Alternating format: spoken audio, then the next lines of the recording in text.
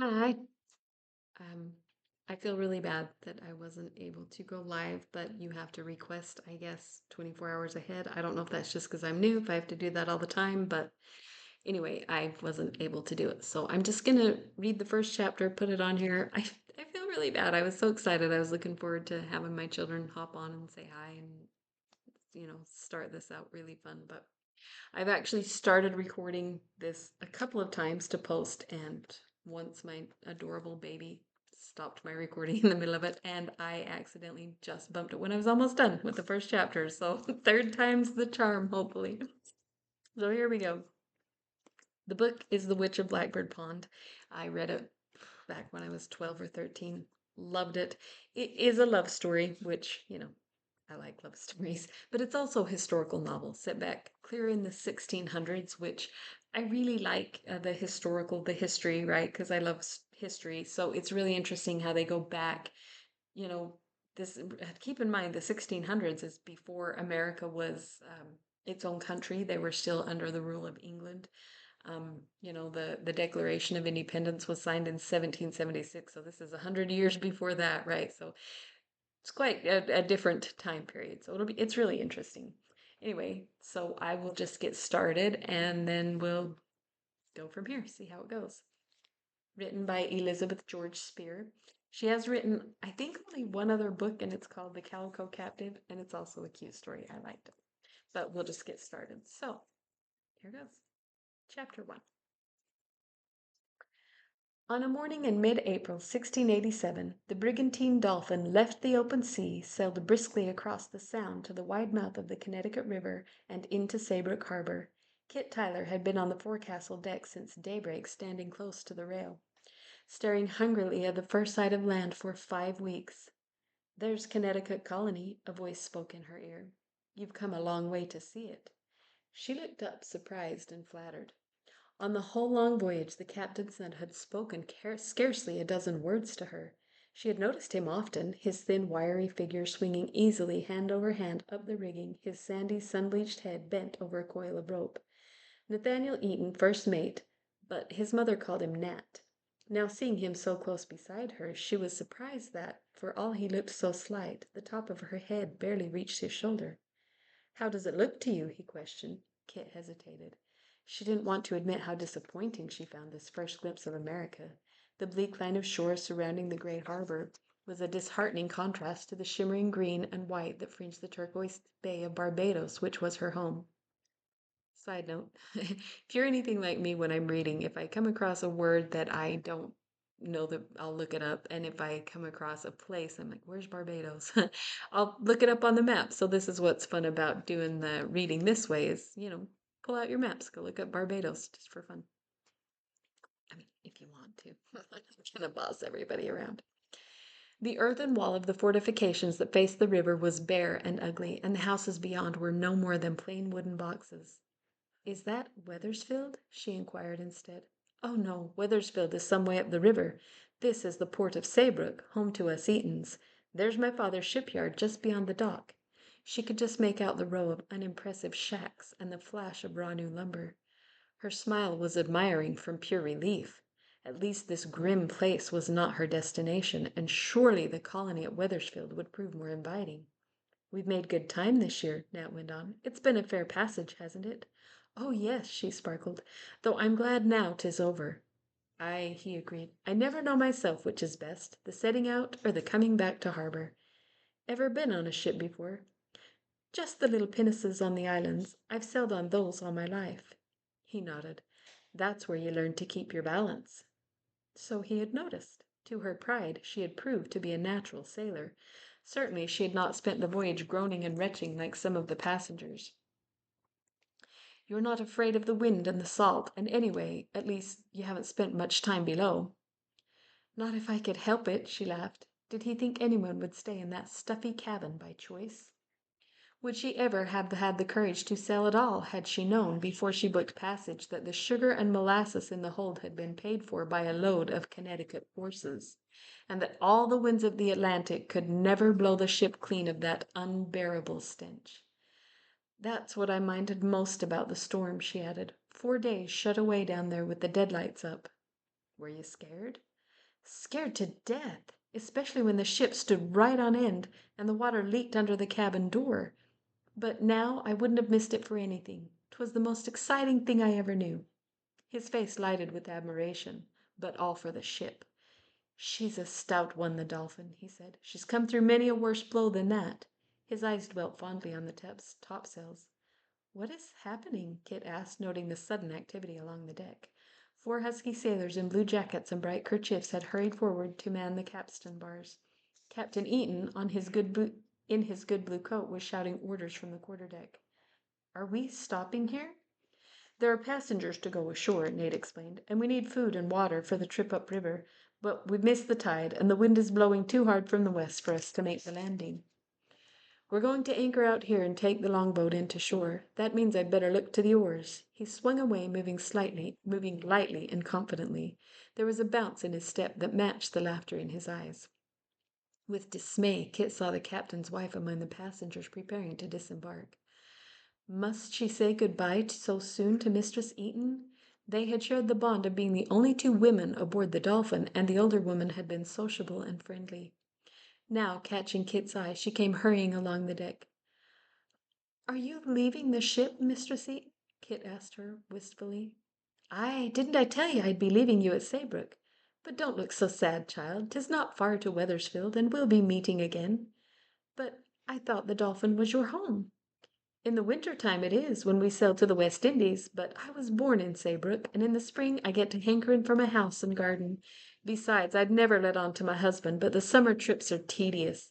Just back and forth up and down the river. I stay at home and tend my vegetables and my spinning like a proper housewife. Then, come November, when he sails for Barbados again, I'm ready enough to go with him. 'Tis a good life, and one of the best things about it is coming home in the springtime. Kit glanced again at the forbidding shore. She could see nothing about it to put such a twinkle of anticipation in anyone's eye. Could there be some charm that was not visible from out here in the harbor? She spoke on a sudden impulse. Would there be room in the boat for me to ride to shore with you? She begged. I know it's silly, but there is America, so close to me for the first time in my life. I can't bear not to set my foot upon it. What a child you are, Kit, smiled Miss Eaton. Sometimes 'tis hard to believe you are 16. She appealed to her husband. The captain scowled at the girl's wind-reddened cheeks and shining eyes, and then shrugged consent. As Kit gathered her heavy skirts about her and clambered down the swaying rope ladder, the men in the longboat good-naturedly shoved their bundles closer to make room for her. Her spirits bobbed like the whitecaps in the harbor as the boat pulled away from the black hull of the Dolphin. As the prow scraped the landing piles, Nat leaped to shore and caught the hawser. He reached to help his mother, then stretched a sure hand to swing Kit over the boat's edge. With a bound, she was over the side and had set foot on America. She stood taking deep breaths of the salt, fish-tainted air, and looked about for someone to share her excitement. She was quite forgotten. A throng of men and boys on the wharf had noisily closed in on the 3 Eatons, and she could hear a busy catching up of the past month's news. The other passengers had hurried along the wharf to the dirt road beyond. Only 3 shabbily dressed women lingered near her, and because she could not contain her eagerness, Kit smiled and would have spoken, but she was abruptly repulsed by their sharply curious eyes. One hand moved guiltily to her tangled brown curls. She must look a sight.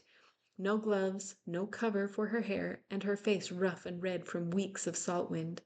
But how ill-mannered of them to stare so! She pulled up the hood of her scarlet cloak and turned away. Embarrassment was a new sensation for Kit.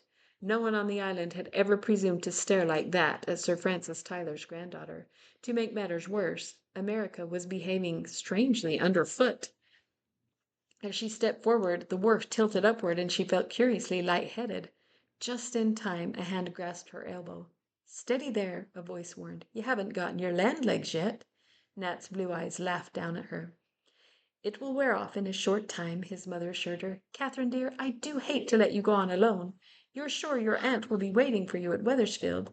They say there's a good wife Cruff going aboard, and I'll tell her to keep an eye on you. With a quick clasp of Kit's hand, she was gone, and Nat, shouldering her trunk in one easy motion, followed her along the narrow dirt road, which one of those queer little box-like houses did they call home, Kit wondered. She turned to watch the sailors stowing provisions into the longboat. She already regretted this impulsive trip ashore. There was no welcome for her at this chill Saybrook landing. She was grateful when at last the captain assembled the return group and she could climb back into the longboat. 4 new passengers were embarking for the trip up the river, a shabby, dour-looking man and wife, and their scrawny little girl clutching a wooden toy, and a tall, angular young man with a pale, narrow face and shoulder-length fair hair under a wide-brimmed black hat. Captain Eaton took his place aft without attempting any introduction. The men readied their oars. Then Nathaniel, coming back down the road on a run, slipped the rope from the mooring, and as they pulled away from the wharf, leaped nimbly to his place with the crew. They were halfway across the harbor when a wail of anguish broke from the child. Before anyone could stop her, the little girl had flung herself to her knees and teetered dangerously over the edge of the boat. Her mother leaned forward, grasped the woolen jumper, and jerked her back, smacking her down with a sharp cuff. "Ma, the dolly's gone," the child wailed. "The dolly Grandpa made for me." Kit could see the little wooden doll, its arms sticking stiffly into the air, bobbing helplessly in the water a few feet away. "Shame on you," the woman scolded. "After the work he went to! All that fuss for a toy, and then the minute you get one you throw it away." "I was holding her up to see the ship. Please get her back, Ma, please. I'll never drop it again." The toy was drifting farther and farther from the boat, like a useless twig in the current. No one in the boat made a move or paid the slightest attention. Kit could not keep silent. "Turn back, Captain," she ordered impulsively. "'Twill be an easy thing to catch." The captain did not even glance in her direction. Kit was not used to being ignored, and her temper flared. When a thin whimper from the child was silenced by a vicious cuff, her anger boiled over. Without a second's deliberation, she acted. Kicking off her buckled shoes and dropping the woolen cloak, she plunged headlong over the side of the boat. The shock of cold, totally unexpected, almost knocked her senseless. As her head came to the surface, she could not catch her breath at all. But after a dazed second, she sighted the bobbing piece of wood and instinctively struck out after it in vigorous strokes that set her blood moving again. She had the doll in her hand before her numbed mind realized that there had been a second splash, and as she turned back, she saw that Nathaniel was in the water beside her, thrashing with a clumsy paddling motion. She could not help laughing as she passed him, and with a feeling of triumph she beat him to the boat. The captain leaned. "I'm sorry, my baby's sad. He wants me. I'll hurry." The captain leaned to drag her back over the side, and Nathaniel scrambled in behind her without any assistance. "Such water!" she gasped. "I never dreamed water could be so cold." She shook back her wet hair, her cheeks glowing, but her laughter died away at sight of all of their faces. Shock and horror and unmistakable anger stared back at her. Even Nathaniel's young face was dark with rage. "You must be daft," the woman hissed, "to jump into the river and ruin those clothes." Kit tossed her head. "Bother the clothes. They'll dry. Besides, I have plenty of others." "Then you might have thought for somebody else," snapped Nat, slapping the water out of his dripping breeches. "These are the only clothes I have." Kit's eyes flashed. "Why did you jump in anyway? You needn't have bothered." "You can be sure I wouldn't have," he retorted, "had I any idea you could swim." Her eyes widened. "Swim?" she echoed scornfully. "Why, my grandfather taught me to swim as soon as I could walk." The others stared at her in suspicion, as though she had sprouted a tail and fins right before their eyes. What was the matter with these people? Not another word was uttered as the men pulled harder on their oars. A solid cloud of disapproval settled over the dripping girl, more chilling than the April breeze. Her high spirits plunged. She had made herself ridiculous. How many times had her grandfather cautioned her to think before she flew off the handle? She drew her knees and elbows tight under the red cloak and clenched her teeth to keep them from chattering. Water dripped off her matted hair and ran in icy trickles down her neck. Then, glancing defiantly from one hostile face to another, Kit found a small measure of comfort. The young man in the black hat was looking at her gravely, and all at once his lips twisted in spite of himself. A smile filled his eyes with such warmth and sympathy that a lump rose in Kit's throat, and she glanced away. Then she saw that the child, silently clutching her sodden doll, was staring at her with a gaze of pure worship. 2 hours later, dressed in a fresh green silk, Kit was spreading the wet dress on the woolen cloak to dry on the sun-warmed planking of the deck, when her glance was caught up by the wide black hat. and she looked up to see the new passenger coming toward her. "If you will give me leave," he said with stiff courtesy, removing the hat to reveal a high, fine forehead, "I would like to introduce myself. I am John Holbrook, bound for Wethersfield, which I learn is your destination as well." Kit had not forgotten that comforting smile. "I am Catherine Tyler," she answered forthrightly. "I am on my way to Wethersfield to live with my aunt, Mistress Wood." "Is Matthew Wood your uncle, then? His name is well known along the river." "Yes, but I have never seen him, nor my aunt either. I do not even know very much about her, just that she was my mother's sister back in England, and that she was very beautiful." The young man looked puzzled. "I have never met your aunt," he said politely. "I came to look for you now because I felt I should ask your pardon for the way we all behaved toward you this morning. After all, it was only a kind thing you meant to do, to get the toy back for the child." "'Twas a very foolish thing, I realize now," she admitted. "I am forever doing foolish things. Even so, I can't understand why it should make everyone so angry." He considered this gravely. "You took us aback, that is all. We were all sure you would drown before our eyes. It was astonishing to see you swimming." "But can't you swim?" He flushed. "I cannot swim a stroke.